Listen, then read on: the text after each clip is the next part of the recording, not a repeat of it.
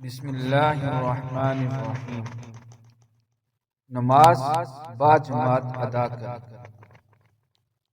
حضرت ابو ہریرہ رضی اللہ تعالی عنہ سے روایت ہے، انہوں نے کہا رسول اللہ صلی اللہ علیہ وسلم نے فرمایا، آدمی کا با جماعت نماز ادا کرنا اس کے اپنے گھر اور اپنے بازار میں نماز پڑھنے سے 50 گنا زیادہ ثواب ہے۔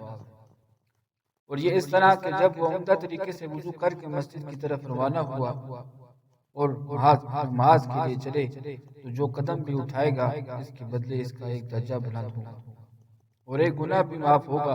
کہ جب وہ نماز ادا کر لے گا تو جب اپنی جائے نماز پر رہے گا فرشتے اس کے لیے دعا کرتے رہیں گے، یا اللہ تو اس پر اپنا فضل و کرم فرما، یا اللہ تو اس پر رحم و شفقت فرما۔